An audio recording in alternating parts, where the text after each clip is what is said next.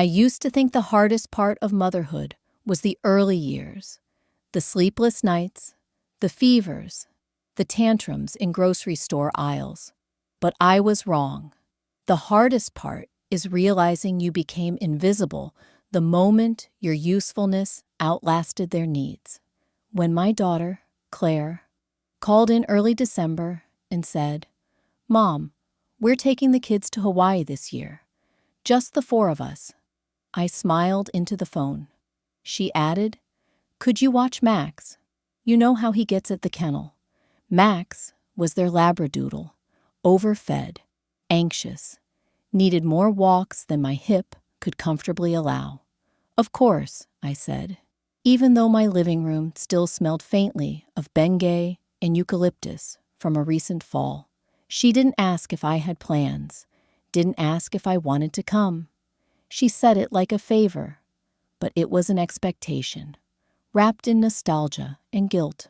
I said yes, not because I wanted to, but because it's what mothers do. At least, that's what I told myself.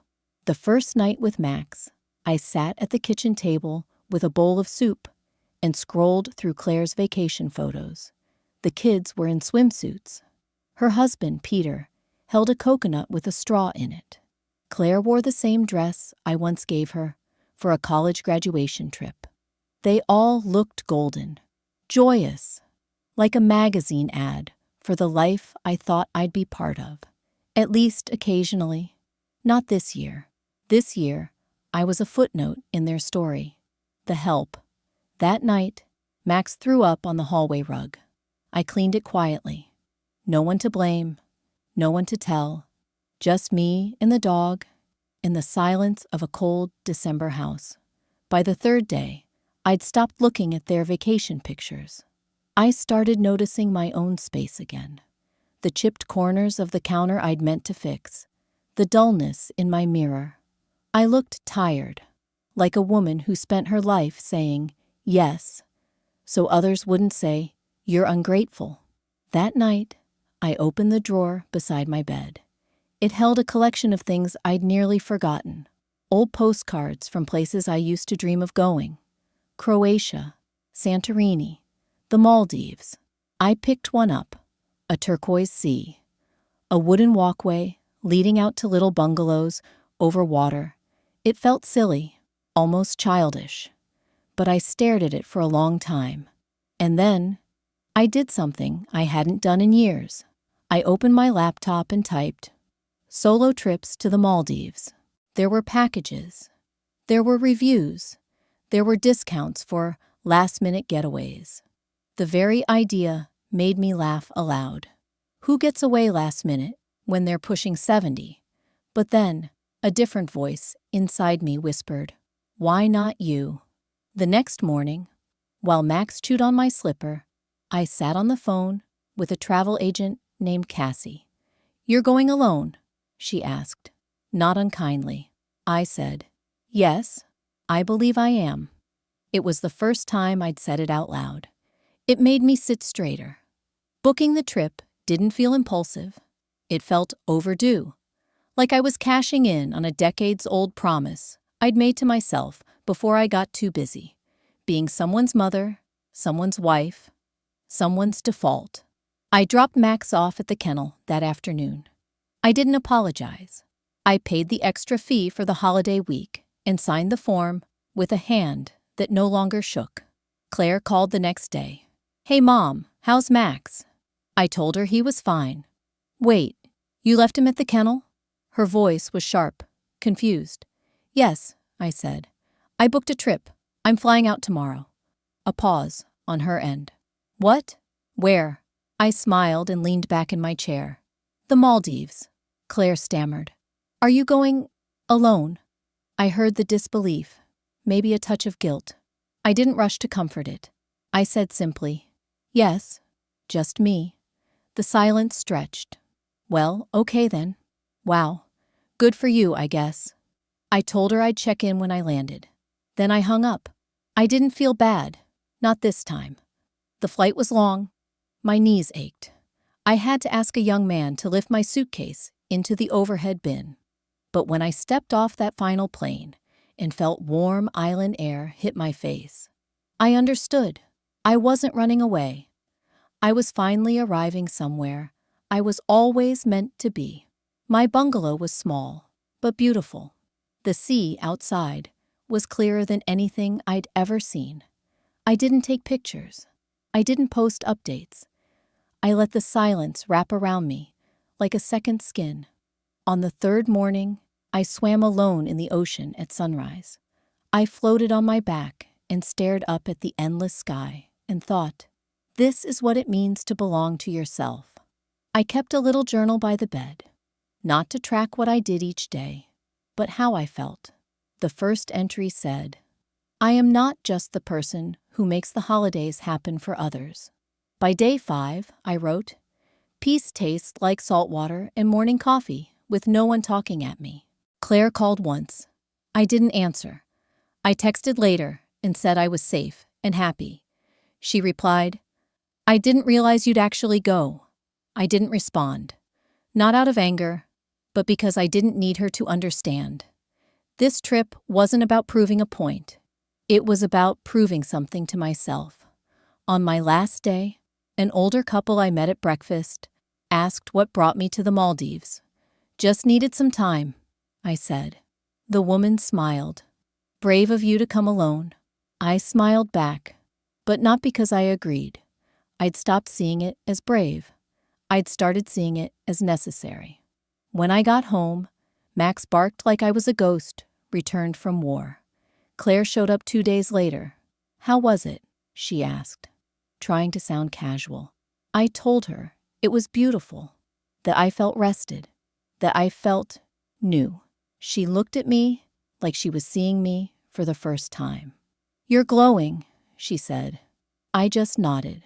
That night, I made tea and sat in my armchair, watching snow fall outside the window. For the first time in years, I felt no bitterness about being alone. Because I wasn't lonely. I was full of sun and sea, and something I didn't have a word for yet. Maybe it was dignity. Maybe it was joy. Maybe it was finally, blissfully, having nothing to prove. The next morning, I took Max for a walk and stopped by a little travel bookstore downtown. I picked up a map of the world and pinned it on my wall. I circled the Maldives. Then I circled Portugal and Morocco and Alaska, just to see how it felt.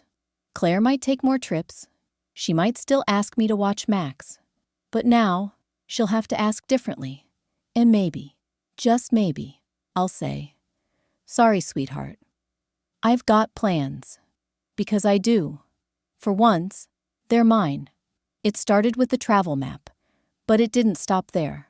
I found myself noticing things I used to overlook. The scent of my neighbor's rosemary bush when I passed it in the morning.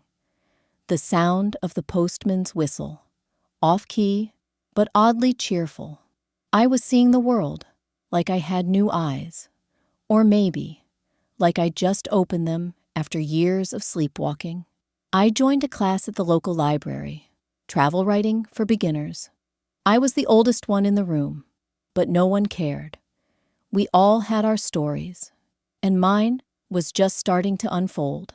The instructor asked us to write about the most freeing moment we could remember. I wrote about the moment I floated in the Maldivian sea, salt clinging to my skin, no voices calling me, no schedules to uphold. On week 3, a woman named Marisol brought cookies for the group. She was in her 50s, recently divorced, figuring out who she was without someone else's last name. We stayed after class, sipping lukewarm tea and talking about where we'd go next. I said Portugal. She said Iceland. We both laughed at the contrast, sun versus snow. It felt good to laugh with someone new. Claire called more often now, less out of habit, more out of curiosity. I think she was trying to understand who this version of me was, the one who didn't always answer immediately, who sometimes said, I'm busy, and meant it. You're different, she said one evening. I think that's a good thing. I didn't rush to reassure her. I said, it is. Around spring, I started planning again. Not for holidays or babysitting schedules. For myself. I marked dates on my calendar. A weekend writing retreat, a trip to see the northern lights, even just a day to drive somewhere I hadn't been. I stopped treating life like something I was waiting to get back to. I was already in it. Every day, I put my own name at the top of the list. One afternoon, I passed a family in the park. Young parents, 2 kids, a dog that looked like Max. The mother looked tired. Not physically, but soul-tired. The kind of tired that smiles at everyone while carrying a weight no one sees. For a moment, I felt a pang. I'd lived that life. I'd held everything together so others could fall apart. But now I knew I wasn't that glue anymore, and I didn't want to be. The next time Claire called, it wasn't about Max or the kids. She said, I found an old postcard from you, the Maldives one. It was in a box I never unpacked after college. I smiled. You kept it. She laughed. I think I was always a little jealous of how free you sounded on it. I said, it's never too late, you know. She went quiet. Maybe one day. I didn't push. I just said, when you're ready, start with somewhere small. Even just your own front porch with a good book. That night, I sat on mine, blanket over my knees, tea cooling slowly beside me. A breeze rustled the wind chimes. For years, I'd chased the idea of being needed to feel worthy. Now, I was learning how beautiful it was to simply be. Not needed, not expected, just present. I sent Claire a picture of my porch view. No caption, just the soft light of a setting sun and a single line I knew she'd understand. I'm doing well, too. As the weeks passed, my life became a collection of small, deliberate moments. I had forgotten how comforting simplicity could be. My mornings were now slow. No rush to get anyone else out the door. No frantic breakfast preparations. I brewed coffee, sat by the window, and watched the birds outside. Each one a tiny reminder of a world I had ignored while running on empty for so long. I'd spend hours in the garden, digging up weeds, planting new flowers. The sun felt different now, warmer somehow, as if it had been waiting for me to slow down before it truly touched my skin. One afternoon, while tending to a new rose bush, I thought about how the past year had peeled me open, layer by layer, until I finally understood who I was without the labels of wife or mother. I was just me, and that was enough. Marisol called one evening with excitement in her voice. I've booked a solo trip to Iceland. I know it's a bit wild, but something tells me it's what I need right now. I smiled at the audacity of her words, but I also understood. She was going to do it, and so was I. There were no more excuses. That night, I opened my laptop and searched for flights. The idea of traveling again felt like breathing after being underwater for too long. The freedom, the thrill of discovering new places, new people. It was mine to claim, and I did. I booked a flight to Portugal in the fall. I wanted to see the coast, feel the ocean spray against my face, and sit at a cafe with a glass of wine, watching the world go by. For the first time in a long while, the future felt open. The next few months were filled with a quiet, steady excitement. I continued my pottery classes and went to the writing group, but there was a shift. I found myself speaking more, not out of necessity, but out of choice. I wasn't just the observer anymore. I wasn't just the one who helped and gave and sacrificed. I was becoming the woman who lived for herself. And that felt revolutionary. Claire visited me one weekend. We sat on my porch, sipping wine, and talking about life in a way we hadn't before. She wasn't looking for answers anymore. She was content, asking questions instead of giving advice. It was a new dynamic, and I liked it. I realized then that I wasn't the only one who had changed. Claire had too. The constant pull to make everyone else happy had worn thin, and now she was starting to seek her own happiness. On the last morning before her flight, she said, "I think I'm going to take that trip to the coast. Just for a weekend. I've earned it, don't you think?" I nodded, a smile tugging at my lips. "Of course you have. We all deserve it." As I stood at the airport, watching her walk toward her gate, I felt a quiet pride. It wasn't about our past. It was about the women we were becoming, and there was no going back. The next few days were a blur of packing for my own adventure. Portugal seemed like a dream, and the excitement was building. But I wasn't in a hurry to leave. Not anymore. For the first time, I felt like I belonged exactly where I was.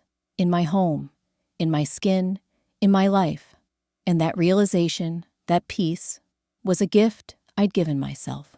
The morning of my flight, I stood in the doorway of my home, one last glance before I stepped into the unknown. The world outside felt bigger now, not in a way that overwhelmed me, but in a way that promised something new. As the plane lifted off, I looked out the window, feeling the soft hum of the engine beneath me. I wasn't just going to Portugal for the views, or the food, or the history. I was going to see myself again, unburdened by the roles I had worn for so long. I was going to walk through this world with my head held high, knowing that I had earned every step. When I landed, I didn't immediately rush to explore. I took my time, walking slowly through the cobbled streets of Lisbon, letting the city's energy settle into my bones. There was a quiet rhythm here that matched my own. I found a small cafe by the water, ordered a glass of wine, and just sat, watching the world go by. This was what I had been missing. Not the chaos of others' lives, but the peaceful, grounding certainty of my own. I didn't need anyone's approval.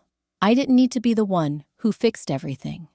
I was enough, just as I was. And so, I let the sun set over the river, feeling the soft, familiar pull of home. Not as a place, but as a feeling that would always be within me. The first few days in Portugal felt like a dream I hadn't even dared to imagine. I woke up early each morning, the sunlight filtering softly through the curtains of my small hotel room. There was no rush, no agenda, just the freedom to experience life at my own pace. I'd sit at the cafe by the river, sipping my coffee and watching the locals go about their day. It was a rhythm that I had long forgotten, the rhythm of living fully in the present moment. I wandered the narrow streets of Alfama, Lisbon's oldest neighborhood, where every corner seemed to hold a secret. The cobblestones beneath my feet were worn from centuries of footsteps, and I felt a connection to the people who had walked here before me. There was a quiet, ancient wisdom in the air, a reminder that life moves on, whether we're ready for it or not. I allowed myself to get lost, to let the city guide me, and in return, I found pieces of myself I didn't even know were missing. One evening, I joined a group of tourists on a guided walking tour of the city. I had no expectations, just wanted to learn, to see the world through someone else's eyes. The guide, a young woman named Clara, spoke with passion about the city's history. Her voice was soft but confident, and her words seemed to weave the past and present together in a way that made everything feel alive. At the end of the tour, Clara asked if anyone was interested in joining her for a traditional fado music performance. Fado, she explained, was a soulful genre of Portuguese music that captured the heartache and beauty of life. It's about longing, she said.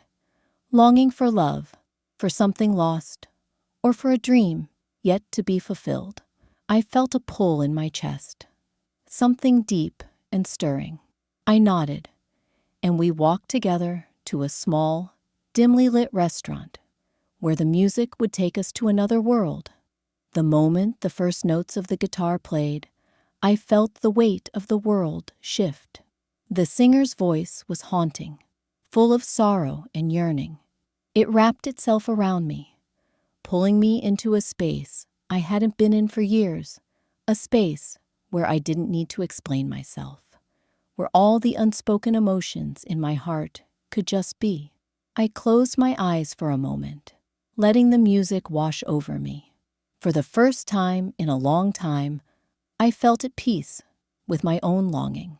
That night, as I walked back to my hotel, I couldn't shake the feeling that I had experienced something more than just music. It had been a revelation, a reminder that longing isn't something to fear. It's a part of being human. And in that moment, I understood that all the years of sacrifice, all the moments of doubt, had led me to this point, to this journey, to this freedom.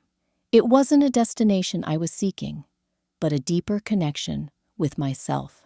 As the days passed, I continued to explore Lisbon, taking long walks by the water and visiting museums filled with stories of the past.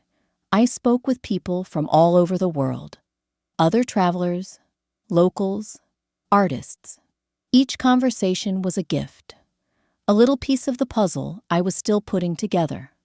But there was one conversation that stood out above all the rest. It happened at a small bookshop, tucked away in a quiet corner of the city. I was browsing the shelves, running my fingers over the worn spines of old books, when a man approached me. He was older, with graying hair and a kind smile. "Looking for something in particular?" he asked. I smiled, shaking my head. "Just seeing what calls to me." He nodded knowingly, his eyes crinkling at the corners. Books have a way of doing that, don't they?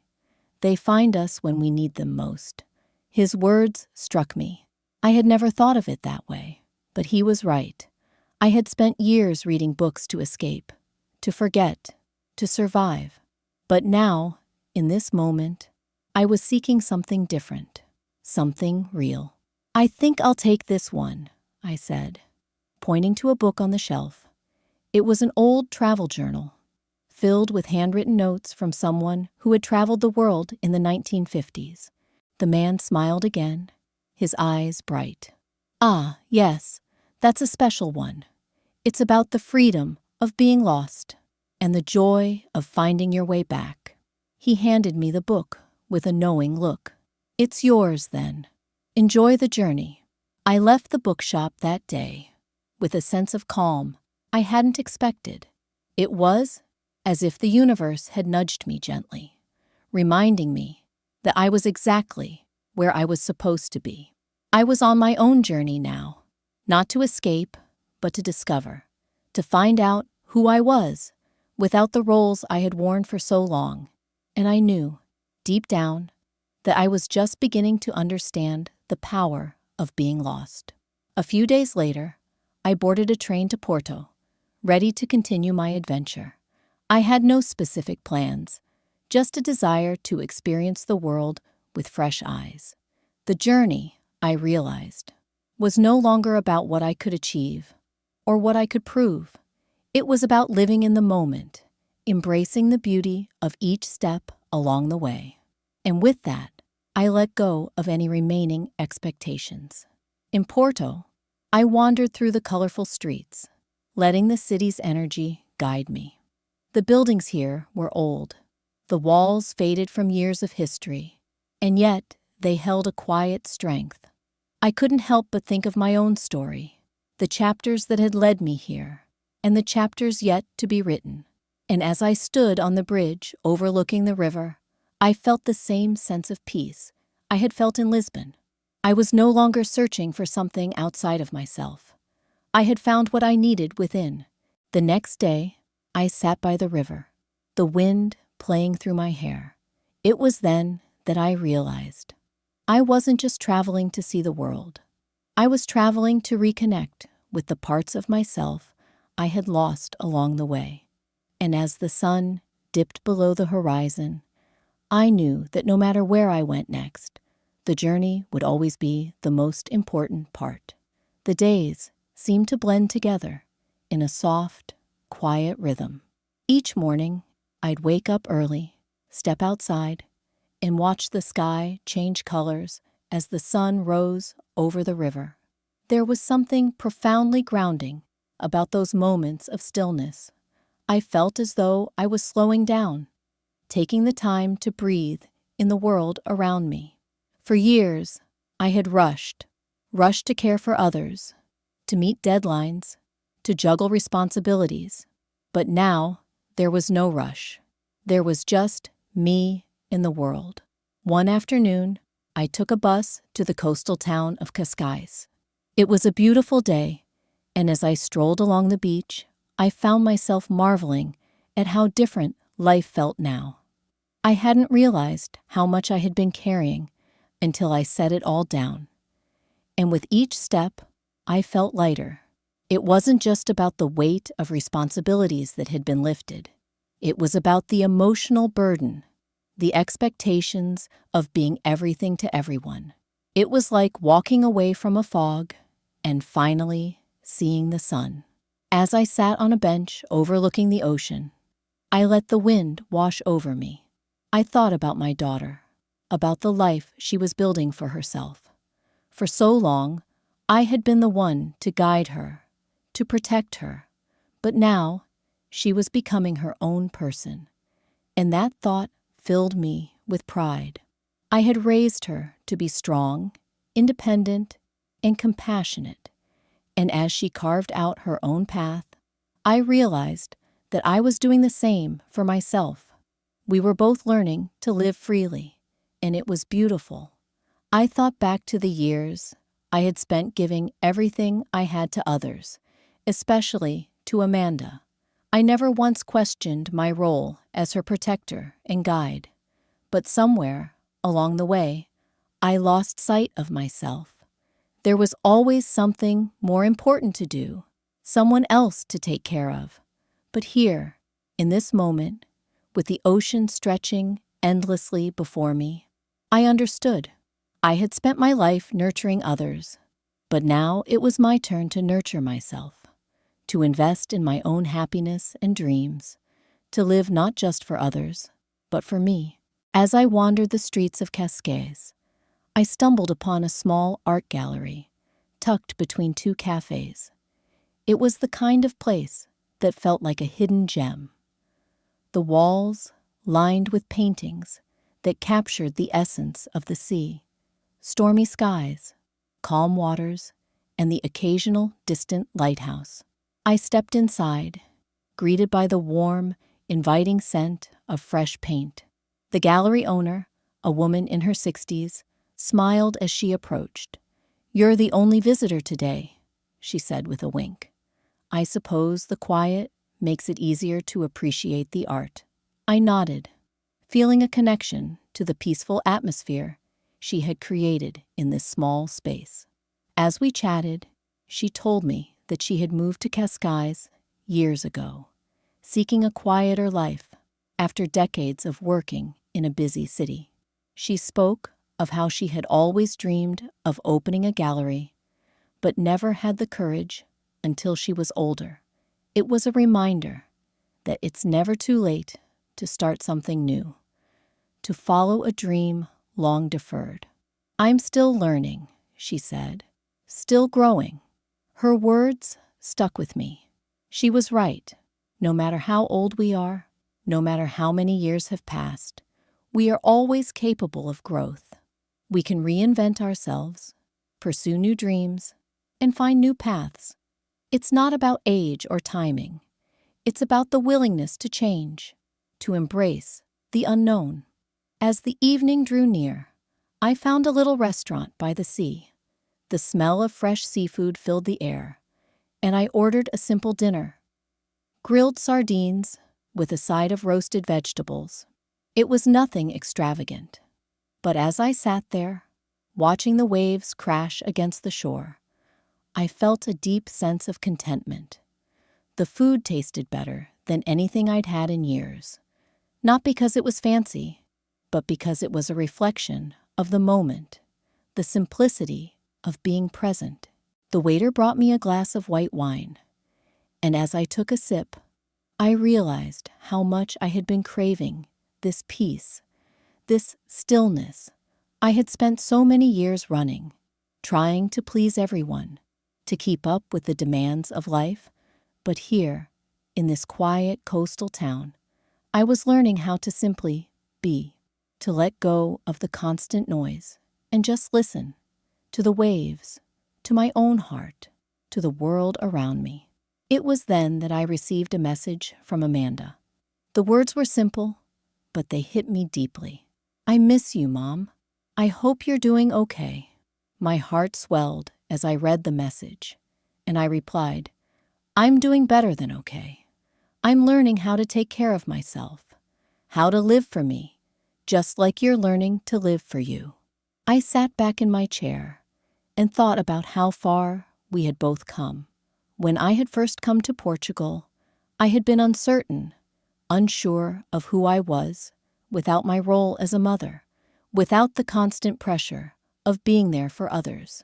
But now, I was discovering something new. I was discovering myself. I finished my meal in the soft glow of the evening light, feeling full, not just in my stomach, but in my soul. It wasn't the kind of fullness that came from a life lived for others, from the constant giving. It was the fullness that comes from giving to yourself, from embracing the quiet moments, from listening to your own heart. The next morning, I boarded a flight to the Maldives, knowing that this journey was far from over. But already, I had learned something profound. The world didn't need to be fixed. The people I loved didn't need to be fixed. I didn't need to be fixed. All I needed was to embrace who I was in this moment, and to trust that wherever I went, I would find the peace and freedom I had been searching for. As I settled into my seat on the plane, I looked out the window, watching the clouds drift by.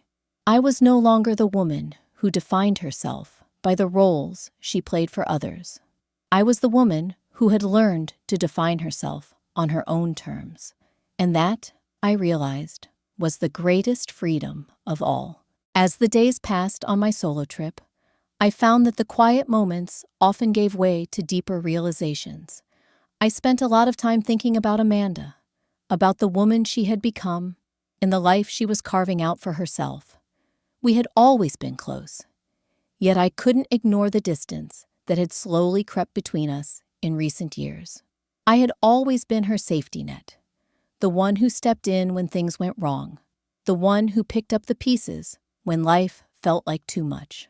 But that wasn't the person she needed anymore.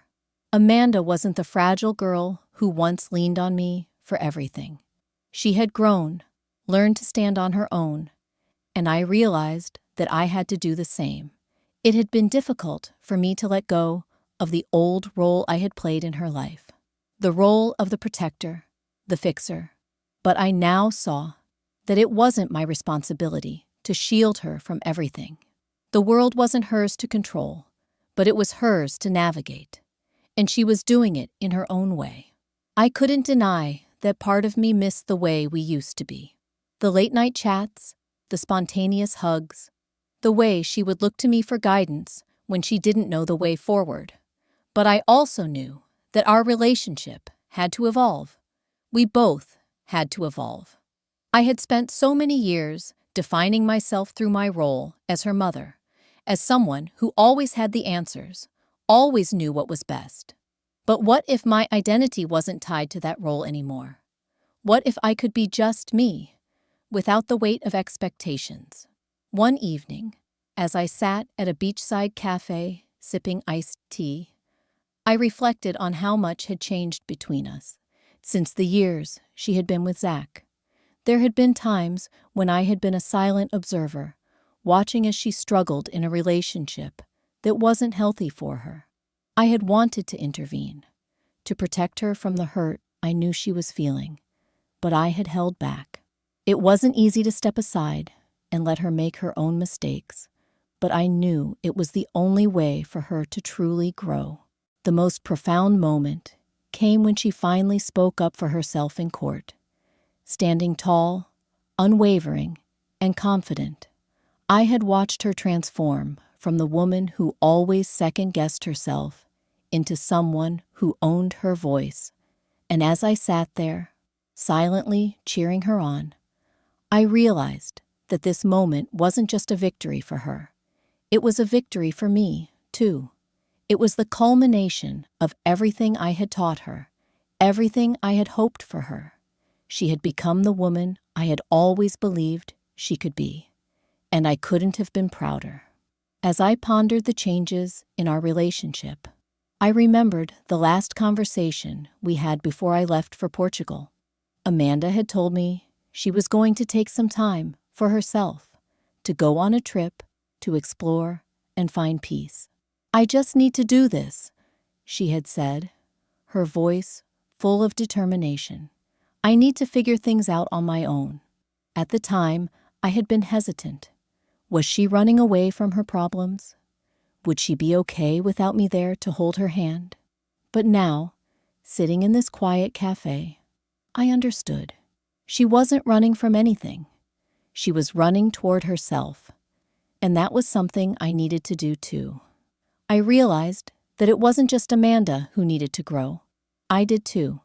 The time had come for me to stop being the ever-present mother, the one who always swooped in to rescue. It was time for me to step back, to let her go, and trust that she had everything she needed to succeed. It was also time for me to step forward into a life that was mine, not defined by the roles I had played for others. That evening, I sent her a message. I didn't know what to say exactly, but I wanted her to know how proud I was of her, how much I admired the woman she was becoming. "You're doing amazing, sweetheart," I wrote. "I see you, and I'm so proud of you. But remember, it's okay to take a break, too. Don't forget to be kind to yourself." I didn't need her to respond, but a few minutes later, the phone buzzed. "Thanks, Mom," she texted back. "I'm okay. I'm really okay." Those words, "I'm really okay," were more than just reassurance. They were a declaration. Amanda had found her footing, and I had found mine.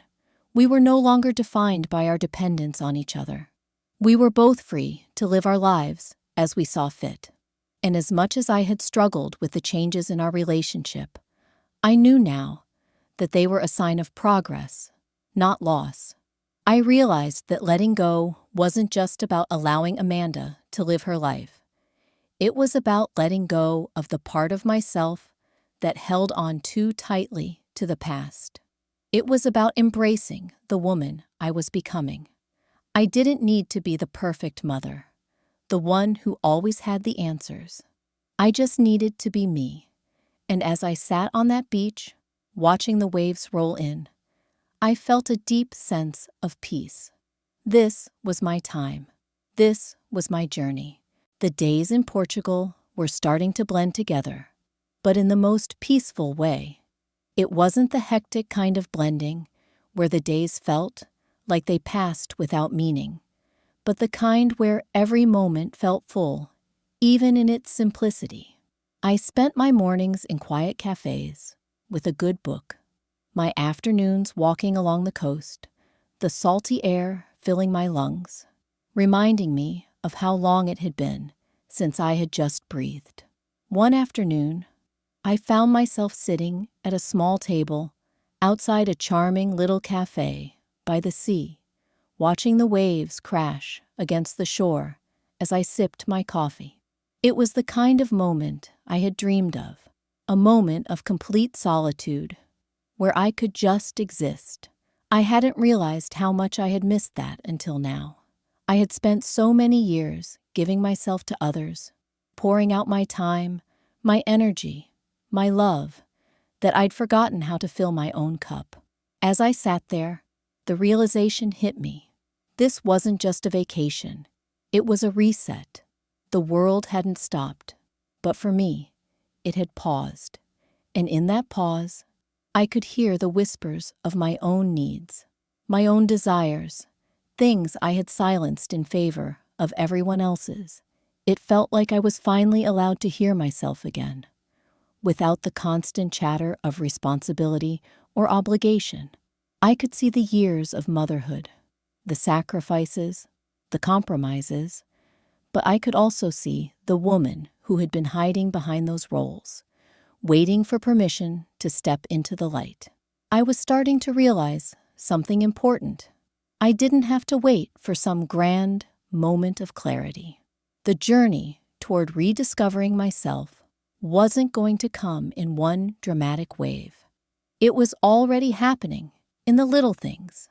It was in the decision to go to the pottery class, in the quiet evening walks along the cobbled streets, in the way I could now sit still and enjoy my own company. I had been so focused on being the person everyone needed me to be that I had forgotten to be the person I needed myself to be. I could see it in the way I interacted with others now. I wasn't desperate for validation, nor was I trying to fill some void. I was just living, not for anyone else, but for myself. It was liberating in a way I hadn't expected. The next day, I decided to take a day trip to a nearby village. I had no itinerary, no rush, no specific destination. It felt strange, but freeing, to walk through unfamiliar streets, to not be tethered to any plan. I wandered into a small art gallery and found myself captivated by a painting of a single rose against a muted background. It wasn't an extravagant piece, but it felt so full of emotion. Something about it resonated with me. I couldn't put my finger on it, but the feeling lingered. As I stood there, staring at that painting, it struck me how much I had been like that rose. For so many years, I had been growing in the background, unseen, overshadowed by everything else around me. My marriage, my daughter's needs, the endless responsibilities of life. I had lost sight of my own bloom, had forgotten to take up space in the world. But now, in this quiet village, I realized that I was starting to unfurl. Slowly, but surely, I was blooming. The next few days were a blur of self-reflection and small joys. I went to the pottery class and learned to mold the clay with my hands. At first, I wasn't sure if I would enjoy it, but by the end of the session, I found a quiet satisfaction in the process. There was something about shaping something with my hands, about creating something out of nothing, that felt like a metaphor for my own life. For so long, I had allowed my life to be shaped by others. But now, for the first time, I was starting to shape it for myself. One evening, I sat in a little courtyard, writing in my journal as the sun began to set. The warm orange light bathed everything in a soft glow, and I felt a peace settle over me. I wrote about my journey, about Amanda, about letting go, about what I was learning in this new chapter of my life. I wrote about the woman I was becoming, one who didn't need anyone's permission to live fully, to be herself. It was the first time in years that I wrote without worrying about what others would think or whether my words had a purpose beyond catharsis. In the stillness of that moment, I realized how far I had come. The journey hadn't been easy, and there had been moments when I doubted myself, when I wondered if I was doing the right thing, if I was letting go too soon. But now, I saw the truth. Letting go wasn't about abandonment. It was about freedom. Freedom for Amanda, yes, but also freedom for me. I was reclaiming my life, step by step. As I boarded the flight back home, a sense of calm washed over me. I wasn't returning to a life full of expectations or to a role I had outgrown. I was returning to a life where I could finally be myself. I no longer had to define myself by the roles I played in others' lives. I had learned to let go, to embrace change, to trust in my own strength. And I knew that the woman who would step off that plane would be different than the one who had boarded it a few weeks earlier. Not because I had traveled to faraway lands, but because I had finally traveled inward.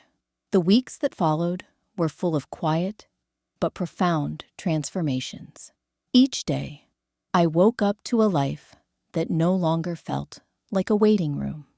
I had started to fill my days with things I enjoyed, things I had once let slip by. I read books I'd been meaning to finish, picked up hobbies I had abandoned, and even began attending workshops that ignited a spark in me I hadn't felt in years. I was growing into the woman I had always been, but had neglected for too long. But the most significant change was in how I began to view my relationship with Amanda.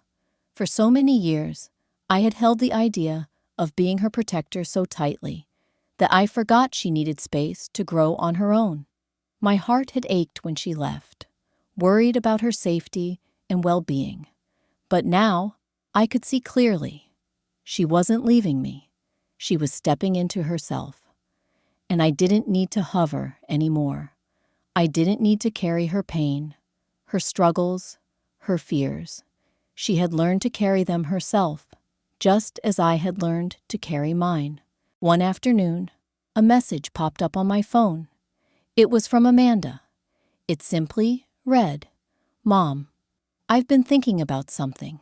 I want to visit you soon. I have something to tell you."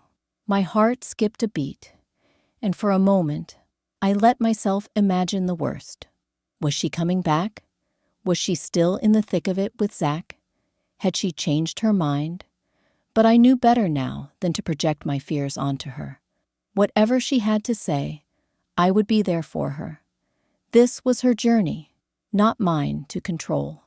The message ended with a smiley face, and somehow it was all I needed to feel that quiet sense of reassurance.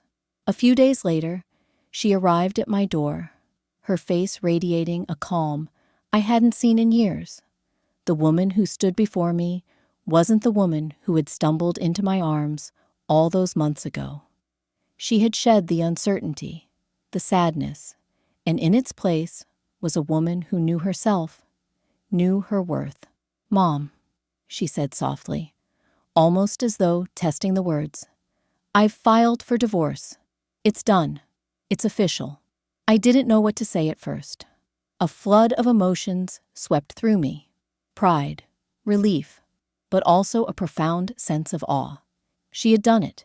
She had broken free, and she had done it on her own. We hugged, and in that moment, I felt her strength and her pain. But more than anything, I felt her freedom. This wasn't the end of her journey. I knew that. But it was a beginning. She wasn't the woman she had been when she left. She was a woman on her own terms, no longer shaped by the limitations of her past. We spent the rest of the day talking about everything and nothing. She told me about the therapy she had started, the ways she was finding herself again, and for the first time, I didn't feel the need to fix anything for her. She was already doing the hard work, walking her path, and I was so proud of her for it. That evening, we sat on the porch, sipping tea as the sun dipped low in the sky, casting a warm glow over the yard. The flowers I had planted just months ago had fully bloomed, a stark reminder of what can flourish when given the right space and care. "I'm proud of you," I said to her, my voice steady but filled with emotion. "I'm proud of you too, Mom," she replied, her voice soft, but full of the kind of assurance that only comes from truly knowing oneself. And in that moment, I realized that everything I had done, all the steps I had taken, no matter how difficult, had led us both to this point. I had found my own strength, and she had found hers. We were two women, standing side by side, no longer bound by the past, but walking together toward the future. The final piece of the puzzle clicked into place. It wasn't just about her finding herself or me letting go. It was about both of us. The greatest gift I could give her was the freedom to be herself, and the greatest gift I could give myself was the same. We didn't need each other to be whole, but together we were stronger. We had both become the women we were meant to be. As the wind rustled through the trees and the sun set on another day, I felt a quiet peace settle over me. Life was unfolding as it should, and for the first time, I wasn't waiting for the next chapter. I was living in it, fully, and that, I realized, was enough. I sent her a message later that evening, just to let her know how much I loved her. "Sweetheart," I typed, "I don't know what the future holds, but I know it's going to be beautiful. You've got this." She replied instantly, "I know, Mom. Thanks for always believing in me." And in that moment, I believed in myself too. No longer the woman who held everyone together. No longer the silent, behind-the-scenes player. I was me, strong, independent, and ready to step fully into the life I had always deserved.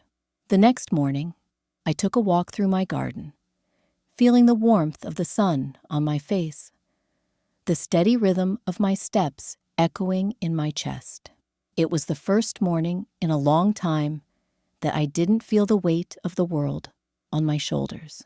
It was my turn to live, my turn to be. And as I breathed in the fresh, crisp air, I knew that this was just the beginning. The journey had been long, but now I was finally walking it on my own terms. If this story resonated with you, or reminded you of someone finding their strength, drop a comment below. I'd love to hear your thoughts. Like and share if you believe in the quiet power of letting go and the fierce beauty of starting over. To anyone walking their own road to freedom, you're not alone. Keep going. The next chapter might just be your best one yet.